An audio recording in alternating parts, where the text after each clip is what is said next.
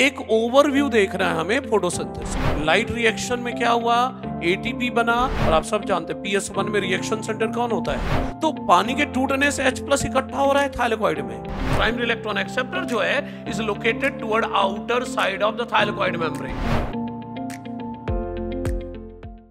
एक ओवरव्यू देखना है हमें फोटोसिंथेसिस का, एक ओवरव्यू देखिए जरा। यहां पर अगर आप देखोगे जो ग्रेनम है, लाइट रिएक्शन वही होगा थाइलेकोइड में, ग्रेनम में। सनलाइट की एनर्जी से क्या कर रहे हैं वो लोग, ग्रेनम में जो पिगमेंट है वो लाइट को एब्जॉर्ब करेंगे और वाटर को ऑक्सीडाइज करेंगे। वाटर को ऑक्सीडाइज करेंगे तो क्या निकलेगा, ऑक्सीजन निकलेगा, H+ निकलेगा और इलेक्ट्रॉन निकलेगा। H+ और जो इलेक्ट्रॉन निकलेगा, स्ट्रोमा में पहले से कौन है, NADP+, वो H+ और इलेक्ट्रॉन ले लेगा और क्या बन जाएगा, NADPH H+। और स्ट्रोमा में पहले से है ADP+PI, इनऑर्गेनिक फॉस्फेट और ADP है। तो लाइट रिएक्शन के दौरान जो एनर्जी रिलीज होगी वो एनर्जी कौन ले लेगा, ADP+PI, और क्या बन जाएगा, ATP। यही तो है, बस इतना ही सा तो है लाइट रिएक्शन। लाइट रिएक्शन में क्या हुआ, ATP बना, NADPH बना और ऑक्सीजन रिलीज हुआ। किसी ने पूछा प्रोडक्ट ऑफ लाइट रिएक्शन बताओ, क्या क्या बताओगे, ATP, NADPH, H+, O2 भी बोल सकते हैं, सही है। स्ट्रोमा में डार्क रिएक्शन होगा। डार्क रिएक्शन में क्या होगा, एटमॉस्फेयर से लिया जाएगा CO2 और उसका किया जाएगा रिडक्शन, और रिडक्शन से CO2 से क्या बनेगा, ग्लूकोज, सुक्रोज, स्टार्च, ये सब बनेगा। लेकिन सुनिए, मैंने बोला था CO2 से ग्लूकोज बनाने के लिए क्या चाहिए, H चाहिए ना। वो H कौन देने वाला है, वाटर ने दिया, ठीक है, लेकिन वाटर से H लेकर कौन आ गया, NADPH H+। तो CO2 को H देने का काम NADPH ही तो करेगा। वाटर का H कौन लेकर आ गया, NADP+, और क्या बन गया, NADPH H+। वो CO2 को H देगा, तभी तो CO2 रिड्यूस होकर ग्लूकोज बनेगा। एनर्जी भी चाहिए, वो एनर्जी कौन देगा, ATP देगा, सही है ना। तो मैं बोलूं line, light reaction is directly driven by light. Light reaction कौन चला रहा है, डायरेक्टली लाइट चला रहा है। जबकि डार्क रिएक्शन जो है वो डायरेक्टली ड्रिवन बाय लाइट नहीं है, but is dependent on product of light. साफ साफ दिख रहा है, ATP और NADPH ही तो प्रोडक्ट ऑफ लाइट रिएक्शन ही चला रहे हैं डार्क रिएक्शन को। कुछ लोग सोचते हैं डार्क रिएक्शन डार्क में होता, डार्क में नहीं होता भाई। लाइट होगा तो लाइट रिएक्शन होगा, और लाइट रिएक्शन होगा तब प्रोडक्ट ऑफ लाइट रिएक्शन बनेंगे, और प्रोडक्ट ऑफ लाइट रिएक्शन बनेगा, उसी से तो डार्क रिएक्शन चलेगा। मतलब लाइट हो या डार्क रिएक्शन दोनों दिन में ही होंगे, लाइट की प्रेजेंस में। NCERT लिखती है इट मस्ट नॉट बी कॉन्स्ट्रूड, मतलब it must not be concluded कि डार्क रिएक्शन डार्क में होता है या लाइट से कोई लेना देना नहीं, ऐसा नहीं है। डार्क रिएक्शन हो या लाइट रिएक्शन हो, दोनों लाइट की प्रेजेंस में होंगे। क्वेश्चन आया, प्रोडक्ट ऑफ लाइट रिएक्शन बताएं, क्या क्या बताएंगे, ATP, NADPH H+ and O2।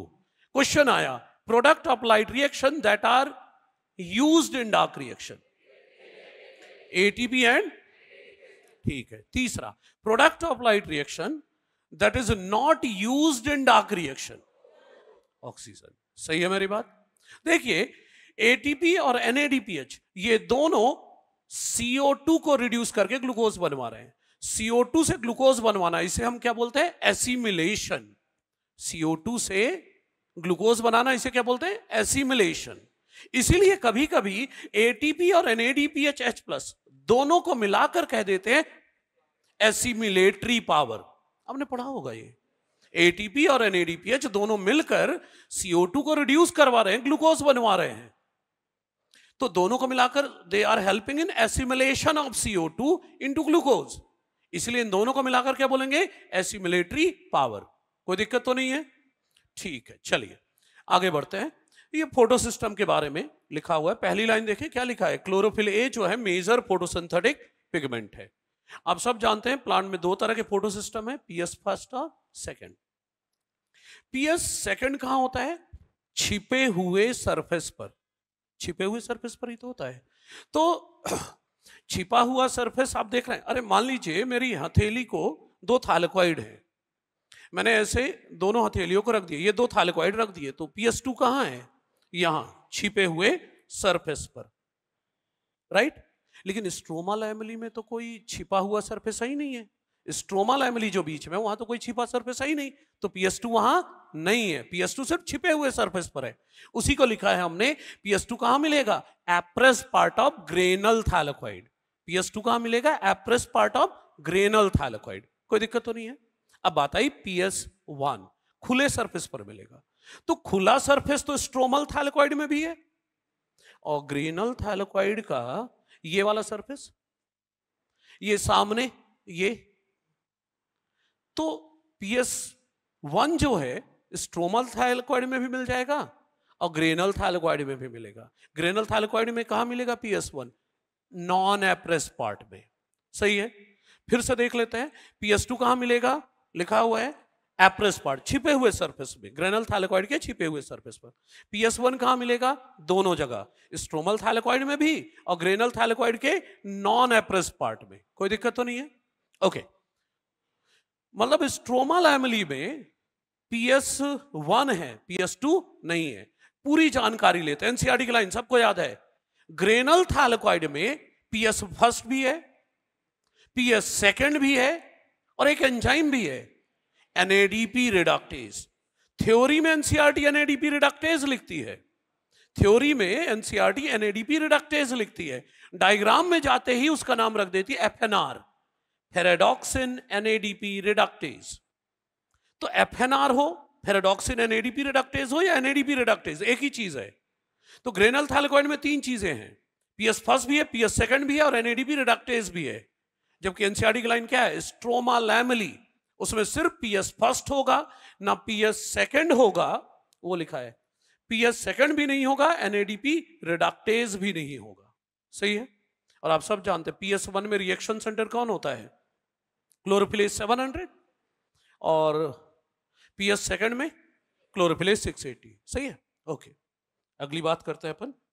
अगली बात करें लाइट रिएक्शन के मैकेनिज्म। अच्छे से देखिएगा, यही क्रूशियल पार्ट है। देखिए, अपन सीक्वेंस में चलते हैं, डायग्राम देखते जाइएगा। देखिए, लाइट स्ट्राइक करी कहां? लीफ में। लीफ के अंदर वो लाइट कहां पहुंची? Mesophyll cell. मीजोफिल सेल के अंदर क्या है? क्लोरोप्लास्ट। लाइट कहां पहुंच गई? क्लोरोप्लास्ट में। क्लोरोप्लास्ट के अंदर क्या है? थाइलेकॉइड। लाइट कहां पहुंची? थाइलेकॉइड। अरे थाइलेकॉइड मेम्ब्रेन में ही तो फोटोसिंथेटिक पिगमेंट्स हैं, तो लाइट कहां पहुंच गई? फोटोसिस्टम पर, बोले तो रिएक्शन सेंटर पर। लाइट पड़ी, मान लीजिए PS2 के रिएक्शन सेंटर क्लोरोफिले 680। अभी रफ स्केच देख रहे हैं, थोड़ी देर में डिटेल वाला भी देखेंगे। तो लाइट पहुंची कहां? क्लोरोफिले 680। तो उसका एक इलेक्ट्रॉन एक्साइट हो गया। इलेक्ट्रॉन जो एक्साइट हुआ, उस इलेक्ट्रॉन को कौन ले जाता है? PS2 का प्राइमरी इलेक्ट्रॉन एक्सेप्ट थियोफाइटिन।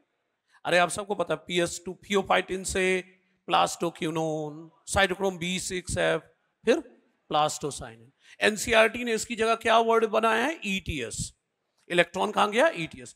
और जब ये चल रहा होता है तो याद करो, अंदर वाटर तोड़ा जा रहा है, PS2 इलेक्ट्रॉन दिए जा रहा है, तो उसे इलेक्ट्रॉन वापस चाहिए ना, तो इलेक्ट्रॉन कौन सप्लाई करेगा? वाटर। तो थाइलेकॉइड के अंदर ही तो पानी तोड़ा जा रहा है, तो पानी के टूटने से H+ इकट्ठा हो रहा है थाइलेकॉइड में। थाइलेकॉइड ल्यूमेन में क्या इकट्ठा हो रहा है? पानी के टूटने से H+ इकट्ठा हो रहा है।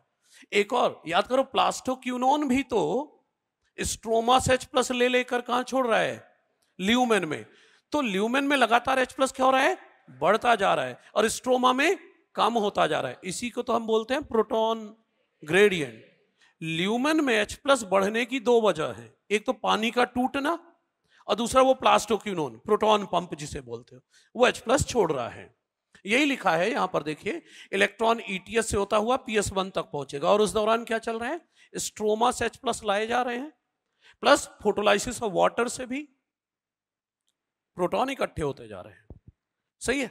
और जब प्रोटॉन इकट्ठा हुआ तो प्रोटॉन ग्रेडियंट क्रिएट हो रहा है। अब PS1 से इलेक्ट्रॉन, PS1 को इलेक्ट्रॉन मिल गया, वहां से इलेक्ट्रॉन कहां जाता है? NADP+ को, और वो रिड्यूस होकर क्या बनता है? NADPH। सही है। साथ में ये जो H+ का कंसंट्रेशन बढ़ा है ल्यूमेन में, इससे क्या क्रिएट हो गया? Proton gradient. थाइलेकॉइड के अंदर प्रोटॉन ज्यादा और स्ट्रोमा में कम। और यही प्रोटॉन जो इकट्ठे हुए हैं, इसी प्रोटॉन ग्रेडियंट को जब तोड़ा जाएगा, अगले डायग्राम में हम देखेंगे, प्रोटॉन ग्रेडियंट जब तोड़ा जाएगा तो प्रोटॉन वापस जाएंगे तो एडीपी और पीआई को जोड़कर क्या बनाया जाएगा, एटीपी, और इसी को क्या बोलते हैं, फोटो फॉस्फोराइलेशन। सबको क्लियर है ना ये बात? अच्छा, ठीक है। एक चीज बताइए मुझे, फोटो फॉस्फोराइलेशन का क्या मतलब है? क्या बनाना? एटीपी बनाना। अच्छा, फॉस्फोराइलेशन क्या है? फॉस्फेट का जुड़ना। फोटो फॉस्फोराइलेशन का एग्जैक्ट मतलब जाने, लाइट की प्रेजेंस में फॉस्फेट जोड़ रहे हैं। वो बात अलग है कि हम एडीपी में फॉस्फेट जोड़ रहे हैं, इसलिए क्या बन रहा है, एटीपी। कोई दिक्कत तो नहीं है? ओके, चलिए आइए ये देखिए, इस डायग्राम को देखते हैं। पहले ये वाला देखते हैं, पूरी प्रोसेस जो दिख रही है। देखिए, एक एक करके दो फोटोन ऑफ लाइट पड़ी, एक एक करके दो फोटोन ऑफ लाइट पड़ रही है PS2 पर, मतलब क्लोरोफिल 680 पर। तो एक एक करके उसने अपने दो इलेक्ट्रॉन किसको दे दिए, प्राइमरी इलेक्ट्रॉन एक्सेप्टर थियोफाइटिन को दे दिया। ठीक है, बदले में खुद इलेक्ट्रॉन कहां से लेगा, खुद तो इलेक्ट्रॉन किसको दे दिया, थियोफाइटिन को, एक एक करके दो इलेक्ट्रॉन। बदले में इलेक्ट्रॉन कहां से लेगा, वाटर। अरे ओईसी, ऑक्सीजन इवॉल्विंग कॉम्प्लेक्स, या बोलो वाटर स्प्लिटिंग कॉम्प्लेक्स, पानी को तोड़ेगा तो निकलेगा क्या, 2H+ कहां इकट्ठे हो रहे हैं, ल्यूमेन में। दो इलेक्ट्रॉन कहां गए, PS2 को। ऑक्सीजन कहां जाता दिख रहा है, आगे तो ल्यूमेन में, बाद में टू एटमॉस्फेयर। तो दिन भर PS2 अपने इलेक्ट्रॉन किसको देता रहेगा, थियोफाइटिन को। बदले में इलेक्ट्रॉन किससे लेता रहेगा, वाटर से। थियोफाइटिन को जो दो इलेक्ट्रॉन मिले वो कौन ले लेगा, मोबाइल H कैरियर। एनसीईआरटी लिखती है ना कि प्राइमरी इलेक्ट्रॉन एक्सेप्ट, थियोफाइटिन नाम नहीं दिया है, बस लिखा है कि थियोफाइटिन प्राइमरी इलेक्ट्रॉन एक्सेप्टर जो है is located toward outer side of the thylakoid membrane. तो देख लो डायग्राम में, बाहर की तरफ ही तो है। And it transfer its electron not to an electron carrier but to an H carrier. अब कुछ लोग बोलते हैं प्लास्टोक्विनोन इलेक्ट्रॉन लेगा ही नहीं, लिखा है नहीं। एनसीईआरटी ये कहना चाह रही है कि प्लास्टोक्विनोन इलेक्ट्रॉन कैरियर नहीं है, इसका मतलब केवल इलेक्ट्रॉन कैरियर नहीं है, वो electron as well as H+ दोनों लेता है, ओनली इलेक्ट्रॉन कैरियर नहीं है। It is carrier of both electron as well as H+, तभी ना H कैरियर बोलोगे। तो प्लास्टोक्विनोन एक इलेक्ट्रॉन के लिए स्ट्रोमा से एक H+ लेता है। हम कितने इलेक्ट्रॉन चला रहे हैं, 2 इलेक्ट्रॉन, तो 2H+ ले लो, डायग्राम में दिख रहा है 2H+ आ रहा है स्ट्रोमा से। तो PQ ने 2 इलेक्ट्रॉन किससे लिया, मोबाइल H कैरियर है, 2 इलेक्ट्रॉन लिया थियोफाइटिन से, 2H+ लिया कहां से, स्ट्रोमा से। क्या बन गया, PQH2। मतलब प्लास्टोक्विनोन किस में बदल गया, प्लास्टोक्विनॉल में। अब ये अगले के पास आया, क्या नाम है उसका, साइटोक्रोम B6F कॉम्प्लेक्स। अब वो अगले को बोलेगा मेरे 2 इलेक्ट्रॉन और 2H+ तू ले ले, तो ये 2 इलेक्ट्रॉन तो ले लेगा, H+ नहीं लेगा। तो H+ कहां छोड़ दिया, ल्यूमेन में। इसी घटना को, इसी इवेंट को कहते हैं प्रोटॉन पंप। PQH2 से 2 इलेक्ट्रॉन मिल गए साइटोक्रोम B6F कॉम्प्लेक्स को, वहां से इलेक्ट्रॉन कौन ले गया, PC, प्लास्टोसाइनिन। देखिए प्लास्टोक्विनोन क्या होता है, मोबाइल H कैरियर। अब प्लास्टोसाइनिन होता है मोबाइल H कैरियर नहीं, मोबाइल इलेक्ट्रॉन कैरियर। प्लास्टोसाइनिन क्या है, मोबाइल इलेक्ट्रॉन कैरियर। इलेक्ट्रॉन लेगा बस वो, किससे, साइटोक्रोम B6F कॉम्प्लेक्स से। कहां लोकेटेड है plastocyanin, on inner side of the thylakoid membrane.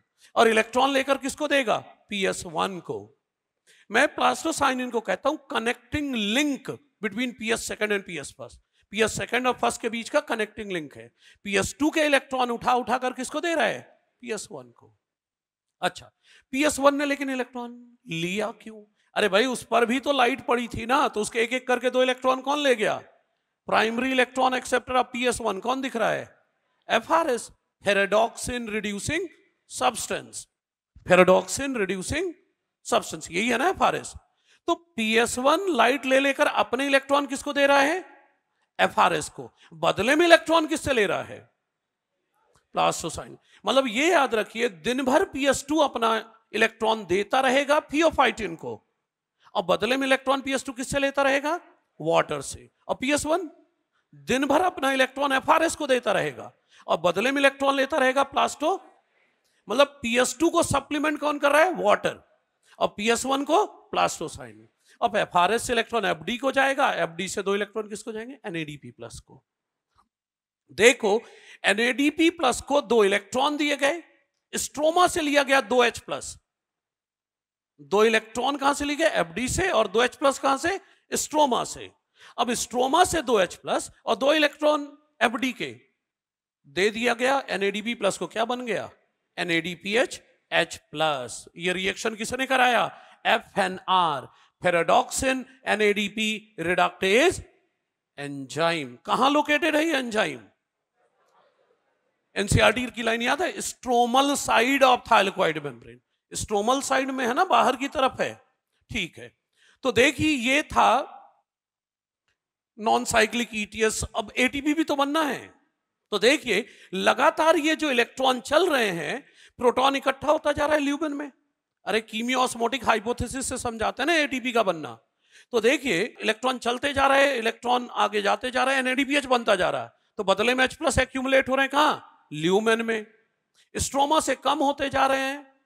देखिए ध्यान से सुनिएगा, इधर वालों ध्यान दीजिएगा। H+ ल्यूमेन में 2 वजह से बढ़ रहे हैं, एक फोटोलाइसिस ऑफ वाटर से, दूसरा प्रोटॉन पंप से। स्ट्रोमा में 2 वजह से कम भी हो रहे हैं। अरे ये प्लास्टोक्विनोन क्या कर रहा है? स्ट्रोमा के H+ उठा उठा के ल्यूमेन में दे रहा है, प्लस NADP रिडक्टेज H+ लिए जा रहा है और NADPH बनवाए जा रहा है। तो स्ट्रोमा में लगातार H+ कम हो रहे हैं और ल्यूमेन में बढ़ रहे हैं। ल्यूमेन में H+ बढ़ रहा है, मतलब pH क्या हो जाएगा? एसिडिक। ल्यूमेन में pH हो जाएगा लगभग 5, लो pH 5, और स्ट्रोमा में H+ कम हो रहे हैं तो pH बढ़ जाएगा, बेसिक हो जाएगा, लगभग 8 हो जाएगा। स्ट्रोमा में pH लगभग 8 और ल्यूमेन में लगभग 5। तो प्रोटॉन कंसंट्रेशन में ये जो डिफरेंस है, इसी को क्या बोलते हैं अपन? Proton gradient. जब प्रोटॉन यहां भर जाएंगे तो ये जो डायग्राम आप देख रहे हो, जो थाइलेकॉइड मेम्ब्रेन में इंबेडेड हिस्सा है, वो क्या कहलाता है? CF0, CF0। और जो बाहर निकला हुआ है सर्कल सा दिख रहा है, वो क्या है? CF1। CF0 एक चैनल है, तो चैनल से ये प्रोटॉन वापस जाएंगे। जब चैनल से ये H+ वापस जाएंगे तो CF1 में क्या होगा? कॉन्फर्मेशनल चेंज, मतलब कॉन्फिगरेशनल चेंज। कॉन्फिगरेशन, ध्यान से सुनिएगा, CF0 से प्रोटॉन बैक टू कहां जा रहे हैं? स्ट्रोमा। बोलूं फैसिलिटेटेड डिफ्यूजन से जा रहे हैं। देखिए जब प्रोटॉन आए थे, एनर्जी लेकर आए थे, तभी तो वर्ड यूज हुआ प्रोटॉन पंप। ATP की एनर्जी नहीं ली गई है, सनलाइट की एनर्जी से जो रिएक्शन चल रहा है उससे एनर्जी निकली है। सनलाइट के एनर्जी से जो रिएक्शन चला है हमने ETS, इससे जो एनर्जी निकल रही है, उसी एनर्जी से प्रोटॉन को छोड़ा गया कहां? ल्यूमेन में। आया एनर्जी लेकर है, लेकिन जब वापस जा रहा है तो चैनल से जा रहा है। चैनल से मतलब फैसिलिटेटेड डिफ्यूजन, पैसिव जा रहा है, पैसिवली जा रहे हैं प्रोटॉन। और जब पैसिवली जाएंगे तो CF1 का कंफर्मेशन चेंज होगा, कॉन्फिगरेशनल चेंज होगा, और उसी से क्या बनेगा? ATP। इसी को क्या बोलते हैं? कीमियोस्मोटिक हाइपोथेसिस। अच्छा, ATP बनने के लिए क्या क्या चाहिए? कीमियोस्मोसिस के लिए क्या क्या चाहिए? एक मेम्ब्रेन चाहिए, अवेलेबल है, कौन सी? Thylakoid membrane. और क्या चाहिए? एक प्रोटॉन ग्रेडियंट चाहिए, एक प्रोटॉन पंप चाहिए, और ATP सिंथेज चाहिए। ये CF0 और CF मिलाकर क्या कहलाता है? ATP synthase complex. सही है। कोई पूछे ATP बनाने की एक्टिविटी किसके पास है? CF0 या CF1? CF1 के पास। बाहर वाला बना रहा है ना, CF1 बना रहा है ATP। सही है। अच्छा देखिए, ये जो नॉन साइक्लिक ETS हमने पढ़ा, इनको हम अगर रिडॉक्स पोटेंशियल स्केल में अरेंज करें, रिडॉक्स पोटेंशियल स्केल में अरेंज करें तो क्या डायग्राम आता है? Zigzag shape. इसीलिए इसको क्या बोलते हैं अपन? Z scheme. जेड स्कीम कब आया? कब? जब ये जितने भी इलेक्ट्रॉन कैरियर दिख रहे हैं आपको, इन सबको जब आप रिडॉक्स पोटेंशियल स्केल में अरेंज करते हो तो एक जिगजैग शेप आता है या जेड शेप आता है, और इसी को क्या बोलते हैं? Z scheme. देखिए जो ध्यान दीजिएगा, जो नीचे की तरफ है उसकी एनर्जी क्या है, कम है, और जो ऊपर है उसकी एनर्जी ज्यादा है। आपको पता है redox potential is inversely proportional to energy. Redox potential क्या है, इनवर्स है किसके, एनर्जी के। तो नीचे एनर्जी कम है मतलब रिडॉक्स पोटेंशियल हाई है। ध्यान देना, बस छोटा सा कॉन्सेप्ट है ये। रिडॉक्स पोटेंशियल नीचे वाले का क्या है, हाई है, ऊपर वाले की एनर्जी ज्यादा है। अरे सनलाइट की एनर्जी ली ना तो एनर्जी रिच हो गया, एनर्जी ज्यादा है मतलब रिडॉक्स पोटेंशियल क्या है, लो है। देखिए रिडॉक्स पोटेंशियल स्केल में जब आपने सबको अरेंज किया तो कैसा शेप आ रहा है, जिगजैग शेप आ रहा है। आप देख रहे हो ईटीएस में, कोई पूछे ईटीएस में इलेक्ट्रॉन का मूवमेंट कैसा है, ईटीएस एनसीईआरटी ने किसको बोला है, ये वाले को, है ना। इधर डायग्राम नीचे की तरफ आ रहा है ना तो डाउनहिल हुआ। ये एनएडीपीएच की तरफ जब जा रहा है तब भी एरो नीचे की तरफ जा रहा है, डाउनहिल है। लेकिन दो जगह ऊपर की तरफ भी तो जा रहा है, अपहिल है। तो दो जगह मूवमेंट कैसा दिख रहा है आपको, अपहिल, और दो जगह क्या दिख रहा है नीचे की तरफ, डाउनहिल। और जब ये रिडॉक्स पोटेंशियल स्केल में आप अरेंज कर रहे हो तो ये जो शेप आ रहा है इसी को क्या नाम दिया था हमने, Z scheme, right. Dark reaction के कई नाम है ना, ब्लैकमैन रिएक्शन, बायोसिंथेटिक फेज, क्योंकि सिंथेसिस ऑफ कार्बोहाइड्रेट होता है। देखिए वैसे डार्क रिएक्शन के बेस पर प्लांट तीन तरह के हैं, C3, C4 और कैम, लेकिन यहां पर हम सिर्फ दो प्लांट की बात करेंगे, C3 और C4, क्योंकि एनसीईआरटी ने सिर्फ दो की बात की है। तो देखिए डार्क रिएक्शन में जो C3 प्लांट होते हैं उनमें डार्क रिएक्शन में सिर्फ क्या होता है, केल्विन साइकिल या C3 cycle.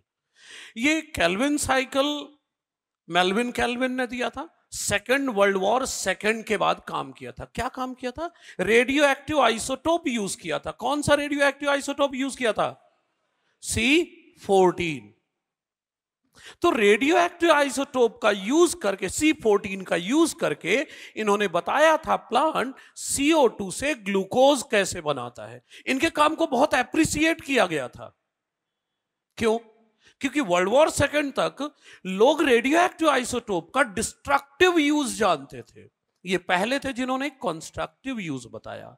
Radio active carbon का यूज करके पूरा पाथवे बताया था कि प्लांट कैसे CO2 से ग्लूकोज बनाता है। सही है ना। किस पर काम किया था, बॉटम में लिखा हुआ, क्लोरेला नाम की ग्रीन एल्गी पर। ठीक है, देखिए मैं एक CO2 से लेकर केल्विन साइकिल समझा रहा हूं एनसीईआरटी के अकॉर्डिंग, लेकिन आप सब जानते हैं एक CO2 से ग्लूकोज नहीं बनता, 6 CO2 से बनता है, तो इंटू 6 कर देंगे तो ग्लूकोज बन जाएगा। सही है, तो शुरुआत एक CO2 से। देखिए मेजर एंजाइम आप सबको पता है कौन सी है, रुबिस्को। पूरा नाम क्या है, राइबुलोज 1,5 बिसफॉस्फेट कार्बोक्सिलेज ऑक्सीजनेज। मतलब ये RUBP प्लस CO2 भी करा सकता है और RUBP प्लस O2 भी करा सकता है। अगर RUBP प्लस CO2 कराएगा तो केल्विन साइकिल चलेगी, और RUBP प्लस O2 कराया तो वेस्टफुल प्रोसेस फोटो रेस्पिरेशन चलेगा।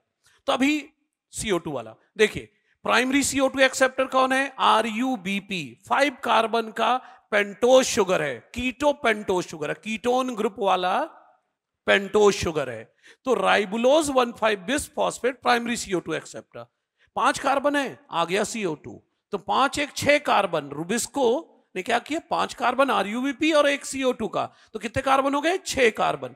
6 कार्बन का एक अनस्टेबल कंपाउंड बनेगा, लेकिन वो अनस्टेबल है 6 कार्बन वाला, इसलिए वाटर डालकर उसे तोड़ दिया गया। 5 कार्बन RUBP, एक CO2, 6 कार्बन थे, 6 कार्बन का एक अनस्टेबल प्रोडक्ट बना जिसे वाटर डालकर तोड़ दिया गया और बन गया 3 कार्बन का कंपाउंड, 2 मॉलिक्यूल 3 फॉस्फोग्लिसरेट। तो पहला स्टेबल प्रोडक्ट इस साइकिल का कौन सा है, 3 कार्बन कंपाउंड 3 फॉस्फोग्लिसरेट। आप सब जानते हैं केल्विन साइकिल का ये स्टेप कहलाता है कार्बोक्सिलेशन। 3 स्टेप में पढ़ते हैं ना, कार्बोक्सिलेशन, रिडक्शन, रीजनरेशन। और एनसीईआरटी कहती है most crucial step of Calvin cycle carboxylation. क्यों क्रूशियल, क्यों बोल रहे हो, अरे जब CO2 जुड़ेगा RUBP के साथ तभी तो केल्विन साइकिल स्टार्ट होगी। तो most crucial step of Calvin cycle यही है, सबसे क्रूशियल है।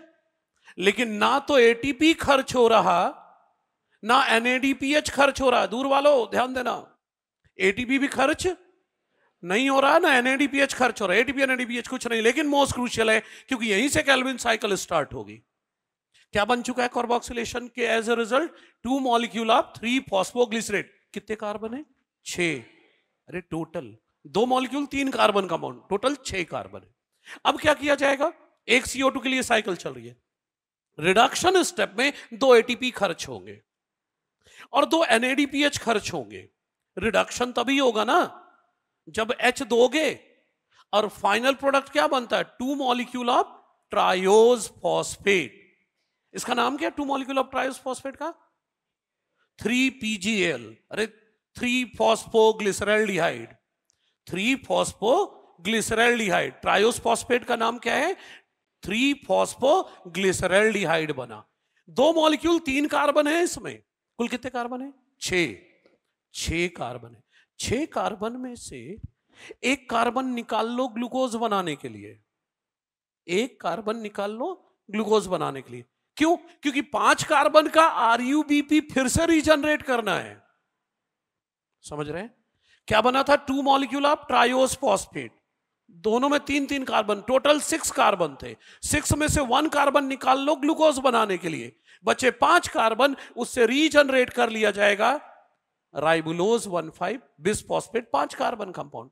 6 ही तो कार्बन थे, एक CO2 के लिए निकाल लिया ग्लूकोज, एक CO2 निकाल लिया ग्लूकोज बनाने के लिए, 5 से वापस आरयूबीपी रीजनरेट कर लो। और रीजनरेशन में भी एक एटीपी खर्च हुआ है। अब देखो जब 6 बार साइकिल चलाओगे तो यहां पर 6 कार्बन निकाल लोगे। भाई एक बार में 1 कार्बन निकाला था ग्लूकोज बनाने के लिए, 6 बार में 6 कार्बन निकाल लोगे और उससे बना लो ग्लूकोज। यही तो ट्रायोज फॉस्फेट से नीचे एरो में क्या बनेगा? ग्लूकोज बनेगा, सुक्रोज बनेगा, स्टार्च, ये सब बनेगा। इसीलिए मैंने साइड में क्या लिखा है? एक CO2 के लिए कितना एटीपी खर्च हुआ है? 3। 2 एटीपी खर्च हुए हैं रिडक्शन में और 1 एटीपी खर्च हुआ है रीजनरेशन में। अच्छा, NADPH कितने खर्च हुए एक CO2 के लिए? 2। और दोनों किसके लिए? रिडक्शन स्टेज में। क्वेश्चन ये भी हो सकता है कि 5 CO2 फिक्सेशन में कितने एटीपी खर्च हुए? 5 CO2 के फिक्सेशन में 15। एक CO2 के लिए 3 तो 5 के लिए 15। लेकिन ऐसा भी तो हो सकता है 5 CO2 के लिए कितनी एटीपी खर्च हुई ड्यूरिंग रिडक्शन स्टेप। इसलिए वो 3 एटीपी को स्प्लिट कर रहा हूं। 3 एटीपी एक CO2 के लिए है, लेकिन 3 में से 2 रिडक्शन स्टेप में और एक रीजनरेशन स्टेप। अच्छा, और 6 CO2 के लिए इंटू 6 कर दो तो 12 NADPH और 18 ATP यूज होंगे for production of glucose during Calvin cycle. सही है? अच्छा, तो रुबिस्को यहां पर कौन सी एक्टिविटी दिखा रहा है? Carboxylase activity. तभी तो RUBP प्लस CO2 और केल्विन साइकिल चली। देखिए, एक ग्लूकोज बनाने के लिए कितने NADPH खर्च हो रहे हैं? 2। एक CO2 के लिए 2 NADPH और एक ग्लूकोज के लिए 12। किसी को हिंट लगा मैं किधर को ले जा रहा हूं? किधर? NCERT में एक क्वेश्चन है शुरुआत में ही कि फोटोसिंथेसिस के रिएक्शन में 12H2O क्यों लिखते हो? जब लाइट रिएक्शन पढ़ रहे थे, एक H2O को तोड़कर एक NADPH बना था, एक वाटर की मदद से एक NADPH बना था, लेकिन ग्लूकोज बनाने के लिए तो 12 NADPH चाहिए। तो 12 H2O तोड़ोगे तब ना 12 NADPH बनेंगे, इसलिए 12 H2O लेते हैं रिएक्शन में। बिगिनिंग में ही है NCERT में। सही है ना? ओके, ठीक है। तो ये था केल्विन साइकिल का। एक CO2 का दिखा दिया, इंटू 6 कर लेना है। अच्छा, देखिए मोस्ट क्रूशियल स्टेप किसे बोलोगे? कार्बोक्सिलेशन। एंजाइम कौन सी लगी? रुबिस्को। पहला स्टेबल प्रोडक्ट कौन सा है? 3PGA। RUBP किससे जुड़ा था? CO2 से, तभी केल्विन साइकिल स्टार्ट हुई। अच्छा, रिडक्शन मल्टी स्टेप लिख दिया है। पता है NCERT ने क्या लिखा है? NCERT की लाइन बोल दूं, reduction it include a series of reaction that lead to formation of glucose. और पर CO2 2 ATP 2 NADPH खर्च होता है। अगर आपको पता है तो reduction is nothing, it is reverse of glycolysis. समझ रहे हैं? ग्लाइकोलाइसिस का रिवर्स होता है और कुछ नहीं। अच्छा, रीजनरेशन। अब बोलूं एक लाइन एनसीईआरटी की, most crucial step of Calvin cycle कोई पूछे तो क्या बताना है? कार्बोक्सिलेशन। लेकिन कोई पूछे for continuity of Calvin cycle which step is crucial, तो रीजनरेशन। दोनों जगह क्रूशियल है, सिर्फ है most crucial step carboxylation. For continuity of cycle most crucial, तो फिर रीजनरेशन जाएगा और एक एटीपी खर्च होगी। कोई दिक्कत तो नहीं है? तो ये C3 प्लांट्स की बात हुई। इसके बाद बात करते हैं C4 पाथवे।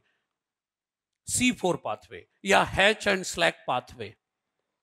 देखो, C3 प्लांट अर्थ में आ गए थे, C3 प्लांट अर्थ में आ गए थे, फिर C4 बनाने की जरूरत क्यों पड़ी है? देखो, C3 प्लांट में फोटो रेस्पिरेशन हो सकता है। क्यों? क्योंकि उनमें एक ही तरह की सेल है, मीजोफिल सेल। उसी सेल में पानी टूटेगा, ऑक्सीजन निकलेगा, उसी सेल में रुबिस्को भी काम करेगा। C3 प्लांट में एक ही तरह का सेल है, मीजोफिल सेल, फोटोसिंथेसिस करने में। वहीं पर फोटो लाइट रिएक्शन होगा, रुबिस्को भी काम करेगा। तो जब जब लाइट रिएक्शन ज्यादा होगा, पानी ज्यादा हो टूटेगा, ऑक्सीजन ज्यादा हो जाएगा। कहां? मीजोफिल सेल में। ऑक्सीजन ज्यादा होते रुबिस्को क्या चला देगा? Photo respiration. ये ड्रॉबैक था C3 का। इसी को ओवरकम करने के लिए कौन इवॉल्व हुए? C4 प्लांट में ये चीज अलग है। क्या? पानी टूटने का काम, ऑक्सीजन निकलने का काम अलग सेल में होता है और रुबिस्को अलग सेल में काम करती है। अभी दिख जाएगा यहां पर, आइए देखते हैं। C4 प्लांट क्या क्या कर सकते हैं? एनसीईआरटी कहती है कहां मिलते हैं? हॉट एंड ड्राई क्लाइमेट में। हॉट एंड ड्राई क्लाइमेट में, तभी तो इनका optimum temperature for photosynthesis is 30 to 40 degree Celsius. NCERT table, right? अच्छा, हाईलाइट इंटेंसिटी पर भी अच्छी ग्रोथ कर लेते हैं, फोटोसिंथेसिस कर लेंगे। इनमें फोटो रेस्पिरेशन नहीं होता, इसीलिए तो दे आर मोर एफिशिएंट। इनमें फोटो रेस्पिरेशन नहीं होता, इसीलिए they are more efficient. NCERT ने इसको ऐसे लिखा है कि C4 plants are photosynthetically more efficient और they show greater productivity of biomass. मतलब फूड ज्यादा बनाते हैं। क्यों? क्योंकि इनमें फोटो रेस्पिरेशन नहीं होता। क्यों नहीं होता? क्योंकि रुबिस्को कहीं और काम करता है, ऑक्सीजन कहीं और निकलता है। देख लेंगे अभी। अच्छा, C3 प्लांट को मैक्सिमम फोटोसिंथेसिस करने के लिए CO2 कितनी चाहिए? C3 प्लांट को बियॉन्ड 450 ppm या बियॉन्ड 450 माइक्रोलीटर पर लीटर। फैक्टर्स में है ना एनसीईआरटी में, बियॉन्ड 450 ppm चाहिए तब मैक्सिमम फोटोसिंथेसिस करेंगे C3। लेकिन ये 360 ppm पर मैक्सिमम फोटोसिंथेसिस कर लेते हैं। तो C4 को मोर देन 450 ppm चाहिए C3 को, और इनको सिर्फ 360 ppm CO2 चाहिए। तो इनका CO2 सैचुरेशन पॉइंट कम है, कम CO2 में ही अच्छी फोटोसिंथेसिस कर लेते हैं। अच्छा, और इनमें एक ग्लूकोज बनाने के लिए उनमें कितना खर्च हुआ था C3 प्लांट में? 12 NADPH और 18 ATP। यहां 12 NADPH और 18 ATP तो खर्च होंगे ही, प्लस एक्स्ट्रा 12 ATP खर्च होंगे। तो ATP की गिनती कितनी हो जाएगी? 30 ATP। 30 ATP और 12 NADPH। ये अगले डायग्राम में दिखा दूंगा। आप सब जानते हैं C4 प्लांट में होती है क्रेंज एनाटॉमी। क्रेंज एनाटॉमी, क्रेंज का मतलब है रीथ, और रीथ का मतलब है सर्कल या रिंग लाइक अरेंजमेंट। सेल्स का अरेंजमेंट कैसा होता है? रिंग की तरह। अरे भाई, मीजोफिल सेल्स और बंडल शीथ सेल्स होता है ना वहां। देखिए, C3 प्लांट में फोटोसिंथेसिस करने के लिए एक ही सेल थी, मीजोफिल सेल। इनमें दो सेल हैं, मीजोफिल सेल और बंडल शीथ सेल। तो अगर आप नीचे की तरफ देखोगे तो लीफ का जाइलम फ्लोएम वेस्कुलर बंडल, अरे मिडरिब, मिडरिब मान लो वो वेस्कुलर बंडल है, और उसके चारों तरफ कौन अरेंज है? Bundle sheath cells. Bundle sheath cell कैसी है? फोटोसिंथेटिक है। और बंडल शीथ सेल के चारों तरफ अरेंज होती हैं मीजोफिल सेल्स। तो सेल्स का अरेंजमेंट कैसा है बंडल शीथ सेल का? रिंग की तरह, सर्कल की तरह। इसीलिए इसको क्रेंज एनाटॉमी कहते हैं। एनसीईआरटी लिखती है ना, क्रेंज एनाटॉमी इज क्या? Reflection of arrangement of cell. Reflection मतलब डिस्क्रिप्शन। क्रेंज एनाटॉमी डिस्क्राइब कर रहा है कि सेल्स कैसे अरेंज होते हैं, रिंग की तरह या सर्कल की तरह सेल्स अरेंज्ड है। सही है। यहां पर प्राइमरी CO2 एक्सेप्टर कौन है? वहां कौन था C3 में? RUBP, 5 कार्बन वाला। यहां कौन है? PEP, 3 कार्बन वाला। इसीलिए तो पहला प्रोडक्ट यहां 4 कार्बन वाला बनता है, ऑक्सैलो एसीटेट। कुछ प्लांट्स के एग्जाम्पल दिए, C4 प्लांट, शुगर केन, मेज और सॉरगम। SMS याद कर लो ना, SMS, शुगर केन, मेज और सॉरगम। ऑप्टिमम टेम्परेचर इनकी फोटोसिंथेसिस का 30 to 40 डिग्री सेल्सियस। C3 का क्या होता है? 20 से 25 डिग्री। C3 प्लांट का ऑप्टिमम टेम्परेचर क्या होता है? 20 से 25 डिग्री। यहाँ C4 का 30 to 40 डिग्री। अभी समझते हैं अपन पाथवे को। ये C4 पाथवे, समझिएगा क्या डिफरेंस है। ऊपर कौन सी सेल है? मीजोफिल सेल, और नीचे की तरफ कौन सी है? Bundle sheath cell. देखिए यहां पर एटमॉस्फेयर से CO2 आया in form of bicarbonate ion. किससे जुड़ा? प्राइमरी CO2 एक्सेप्टर PP से। तो 3 कार्बन PP, 4, और CO2 किस फॉर्म में आया है? Bicarbonate ion. 3 1 4 कार्बन कंपाउंड बन गया ऑक्सैलो एसिटिक एसिड या oxalo acetate, C4 acid. NCERT तो यही लिखती है, C4 एसिड, C3 एसिड। तो 4 कार्बन का एसिड बन गया ऑक्सैलो एसिटिक एसिड, तभी तो C4 पाथवे नाम दिया। अच्छा, ऑक्सैलो एसिटिक एसिड से क्या बना लिया गया? Malic acid. Oxalo acetic acid को 2H देकर रिड्यूस कर लेते हैं। ऑक्सैलो एसिटिक एसिड को 2H देकर रिड्यूस करके क्या बना लेते हैं? Malic acid. अब ये मैलिक एसिड आ जाता है कहां? बंडल शीथ सेल में। बंडल शीथ सेल में आकर उससे जो 2H दिए थे ना वो निकाल लेंगे, तो मैलिक एसिड, अरे 2H दिए थे ना तब ना मैलिक एसिड बना था, 2H निकाल लो मैलिक एसिड से, तो मैलिक एसिड का क्या हो गया? 2H निकाल लिया, ऑक्सीडेशन। अरे CO2 भी तो निकाल लिया, क्या हो गया? डीकार्बोक्सिलेशन। मतलब मैलिक एसिड का बंडल शीथ सेल में क्या हो रहा है? 2 चीजें, एक तो 2H निकाल लिया, ऑक्सीडेशन, और CO2 निकाल लिया, डीकार्बोक्सिलेशन। और जो CO2 निकाला उसे रुबिस्को ले लेगा और चला लेगा केल्विन साइकिल। सही है? अच्छा, मैलिक एसिड से जब 2H निकाल लिए, CO2 निकाल लिया, तो क्या बन गया? 3 कार्बन का एसिड, पायरुविक एसिड। तो पायरुविक एसिड क्या है? C3 एसिड, 3 कार्बन वाला एसिड। ये ट्रांसपोर्ट होकर कहां चला गया? वापस मीजोफिल सेल। वहां पर इसको एक फॉस्फेट देकर वापस बना लो ना, फॉस्फोइनॉल पायरुवेट। और इसको पायरुवेट से फॉस्फोइनॉल पायरुवेट बनने में कितनी ATP खर्च हो रही है? 2। समझिएगा मेरी बात। एक ग्लूकोज बनाने के लिए केल्विन साइकिल कितनी बार चलाओगे? 6 बार। 6 केल्विन साइकिल की 12 NADPH और 18 ATP खर्च होगा। 6 केल्विन साइकिल चलाने के लिए 12 NADPH और 18 ATP खर्च होगा। और ये जो एक्स्ट्रा चल रहा है ये भी तो 6 बार चलाओगे ना, तो एक बार में 2 ATP खर्च हो रहा है, तो 6 बार में 18 ATP हो गई कहां की? और 12 ATP रीजनरेशन ऑफ PP में, तो 18 12 कितने हो गए? 30 ATP। तभी तो बोला C4 प्लांट में 30 ATP खर्च होंगी एक ग्लूकोज बनाने में।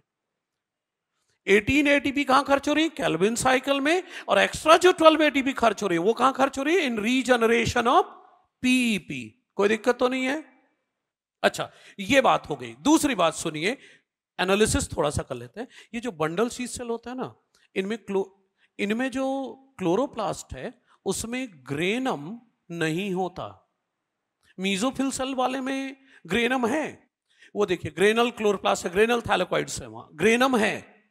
ग्रेनम है मतलब PS2 है, PS1 भी है। पानी टूटेगा, ऑक्सीजन निकलेगा, लेकिन वहां रुबिस्को नहीं है। क्या बोल रहा हूं? PS2 है, PS1 है। अरे ग्रेनल थैलेकॉइड में तो PS1 PS2 दोनों होते हैं। PS1 भी है, PS2 भी है, पानी भी टूट रहा है, ऑक्सीजन भी निकल रहा है, लेकिन रुबिस्को नहीं है। बल्कि CO2 से रिएक्ट करने के PP और बाइकार्बोनेट कौन सी एंजाइम कराती है? पेप्केज। रुबिस्को है ही नहीं वहां, राइट?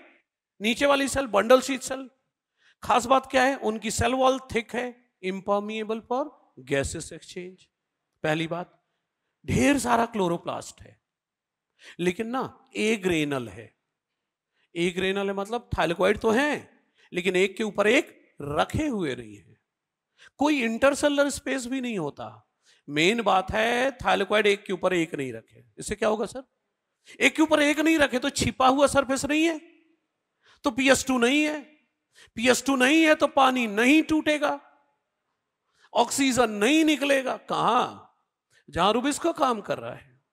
ऊपर वाले में PS2 है, पानी टूटेगा, ऑक्सीजन निकलेगा, रुबिस्को नहीं है। और नीचे वाली सेल में पानी PS2 ही नहीं है, पानी नहीं टूटेगा, ऑक्सीजन नहीं निकलेगा और वहां रुबिस्को है। तो देख लो आप क्या फोटो रेस्पिरेशन ही तो अवॉइड कर रहे हो। अरे जहां ऑक्सीजन निकल रहा है मीजोफिल सेल में, वहां रुबिस्को है ही नहीं। वहां एक ऐसी एंजाइम है पेप्केज। CO2 फिक्सेशन कौन करेगा? पेप्केज कराएगा। अच्छा, जबकि बंडल शीथ सेल में ऑक्सीजन नहीं निकल रहा, वहां रुबिस्को काम करा। देखा आपने, C3 में एक ही तरह की सेल थी, उसी सेल में पानी टूटता था, ऑक्सीजन निकलता था, रुबिस्को भी काम करता था, सब कुछ वहीं हो रहा था। तो ऑक्सीजन जब जब ज्यादा हो फोटो रेस्पिरेशन हो जाए। यहां जहां रुबिस्को काम कर रहा है वहां ऑक्सीजन निकलेगा ही नहीं, तो रुबिस्को के पास कभी ऑक्सीजन ज्यादा होगा ही नहीं। तो रुबिस्को हमेशा क्या करेगा? केल्विन साइकिल, फोटो रेस्पिरेशन इनमें नहीं होगा। प्लस एक आखिरी बात, प्लस आखिरी में PEPcase is a fast enzyme, RuBisCO is one of the slow acting enzyme. RuBisCO धीरे काम करता है, मतलब ये रुबिस्को ना धीरे धीरे CO2 कंज्यूम कर रहा है। अब पेप्केज तेजी से CO2 भिजवाए जा रहा है, मैलिक एसिड के फॉर्म में CO2 ही तो भिजवा रहा है। तो पेप्केज तेजी से CO2 भिजवाए जा रहा है और रुबिस्को धीरे धीरे CO2 कंज्यूम कर रहा है। तो रुबिस्को के पास CO2 धीरे धीरे कंज्यूम करे, आ तेजी से रहा है, तो रुबिस्को के पास CO2 एक्यूमुलेट होता रहेगा ना। तो C4 प्लांट में फोटो रेस्पिरेशन ना होने की दो वजह, पहली कि जहां रुबिस्को काम कर रहा है वहां ऑक्सीजन नहीं निकलता, दूसरा high concentration of CO2 is pumped around Rubisco, ढेर सारा CO2 मीजोफिल सेल से रुबिस्को के पास आया जा रहा है, तो फोटो रेस्पिरेशन नहीं होगा। तभी तो they are photosynthetically more efficient. कोई दिक्कत तो नहीं है। ये हो गया फोटो रेस्पिरेशन। अच्छा, तो C4 प्लांट में प्राइमरी CO2 एक्सेप्टर कौन है? PP। पहले CO2 फिक्सेशन में एंजाइम कौन सी काम करेगी? पेप्केज काम करेगी। पूरा नाम क्या है पेप्केज का? Phosphoenol pyruvate carboxylase. Second CO2 fixation C4 plant में कहां होगा? बंडल शीथ सेल में। कौन सी एंजाइम कराएगी? CO2 एक्सेप्टर कौन होगा? RUBP। सही है। ATP कितनी खर्च होंगी? 30। NADPH कितने खर्च होंगे? 12। अच्छा, मेरा एक क्वेश्चन, सभी ध्यान दीजिएगा, शायद आंसर दे पाए। C4 पाथवे में रीजनरेशन स्टेप में एक ग्लूकोज जब बनता है, रीजनरेशन स्टेप में कितनी ATP खर्च हुई? कितनी?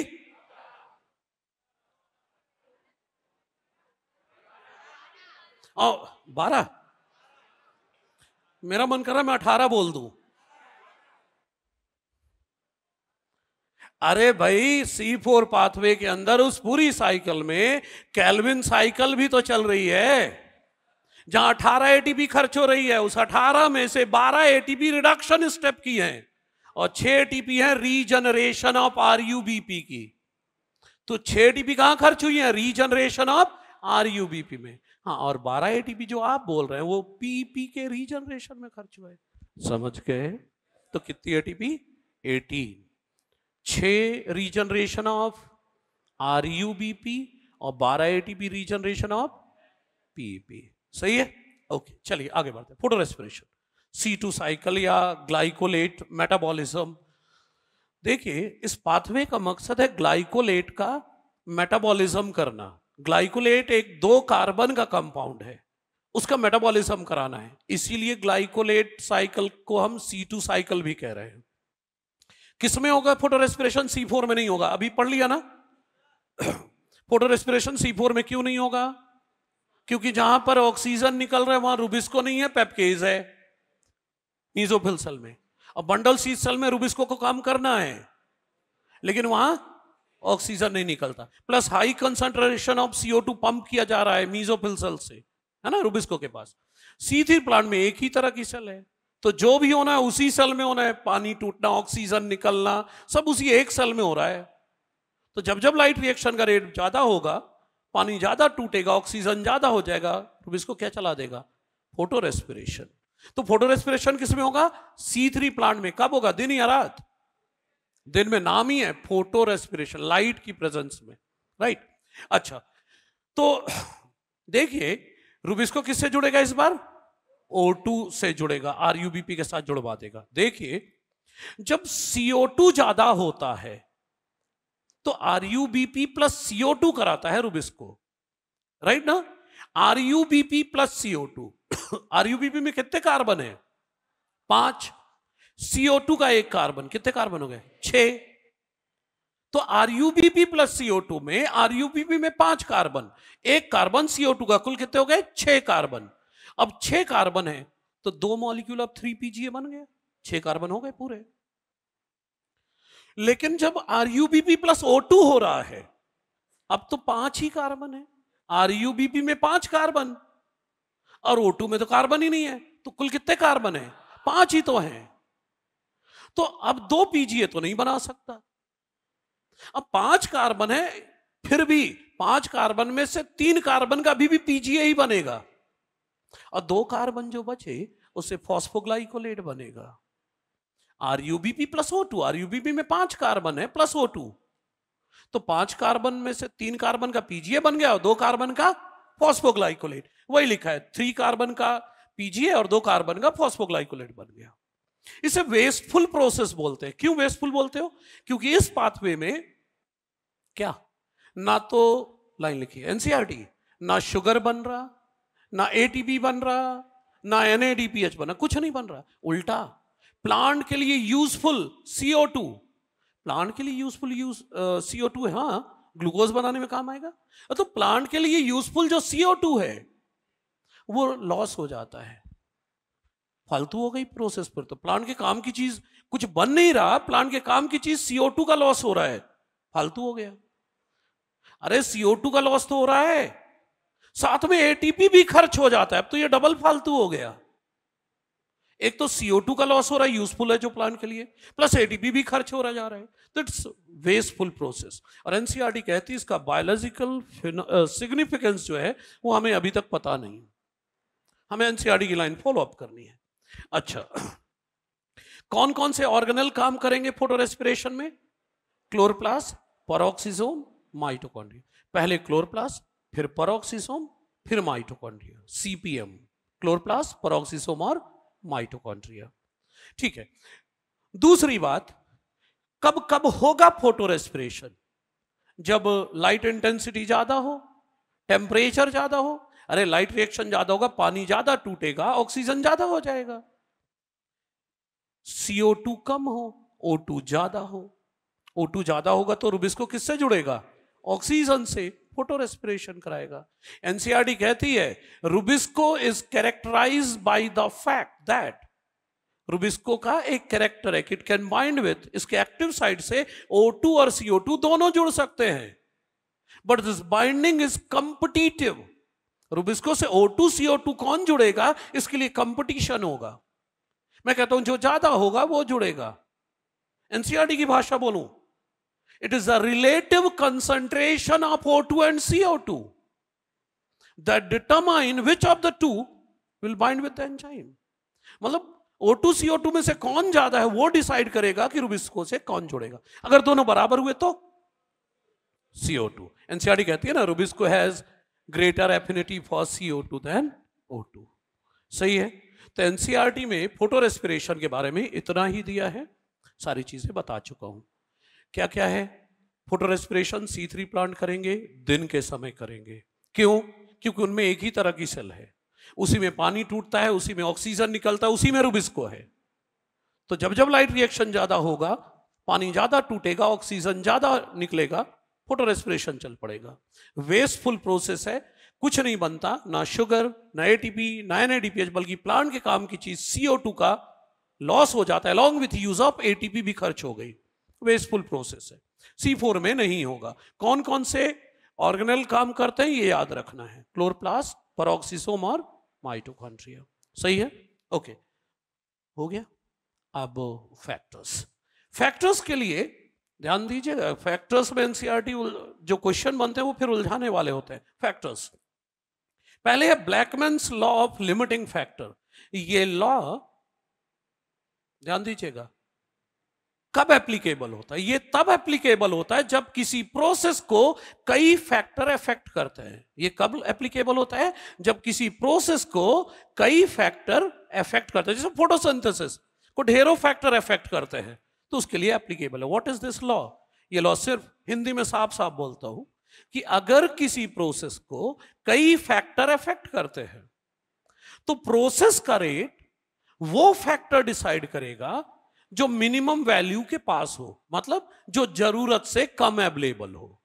जो जरूरत से कम अवेलेबल होगा वो फोटोसिंथेसिस का रेट डिसाइड करेगा। जैसे मान लो अभी धूप है, C3 प्लांट को कितना CO2 चाहिए मैक्सिमम फोटोसिंथेसिस करने के लिए? बियॉन्ड 450।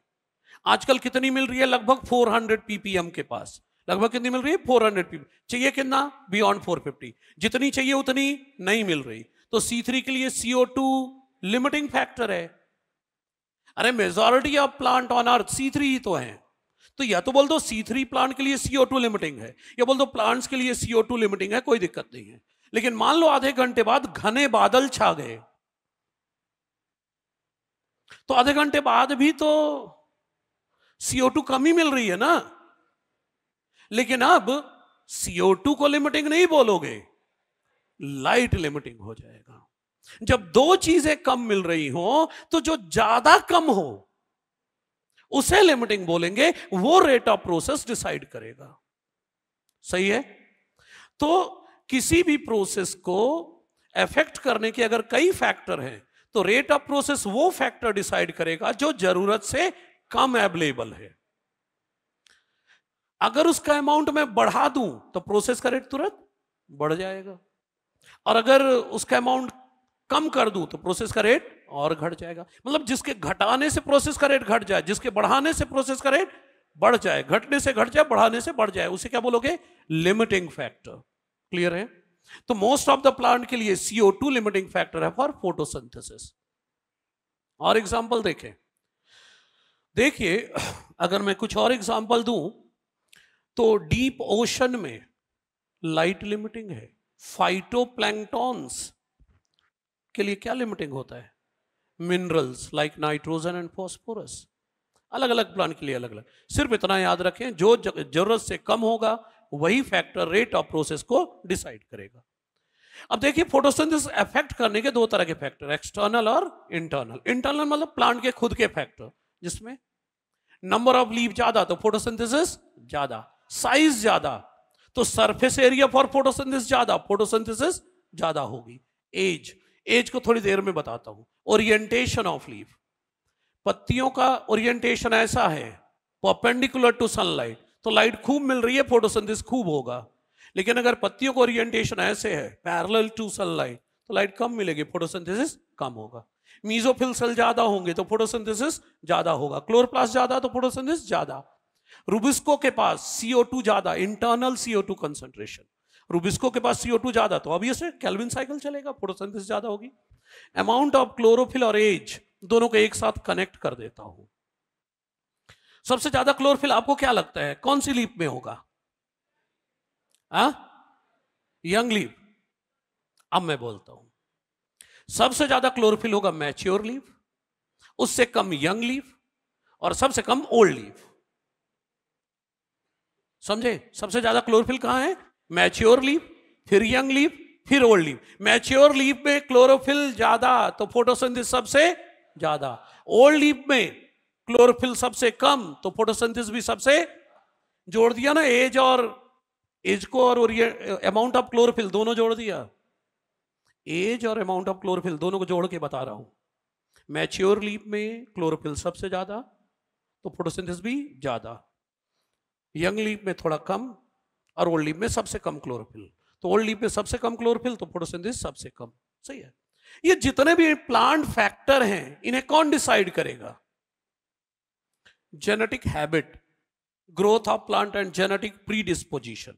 प्रीडिस्पोजिशन का मतलब है हैबिट, या बोलो प्री डिसाइडेड, मतलब पहले से डिसाइडेड होता है। अगर प्लांट में, ध्यान दीजिएगा, डोमिनेंट जीन है, अगर जेनेटिक हैबिट डोमिनेंट जीन है तो प्लांट में सब कुछ अच्छा होगा। प्लांट की हाइट भी ज्यादा होगी, पत्तियां भी ज्यादा होंगे, क्लोरोप्लास्ट भी ज्यादा होगा, फोटोसिंथेसिस ज्यादा होगा। अगर रेसेसिव है तो प्लांट की ग्रोथ भी कम होगी, पत्तियां भी कम होंगी, क्लोरोप्लास्ट भी कम होगा, फोटोसिंथेसिस भी कम होगा। तो ये जितने भी इंटरनल फैक्टर मैंने बोला वो सब फाइनली कौन डिसाइड कर रहा है? जीन्स। सही है, ये इंटरनल।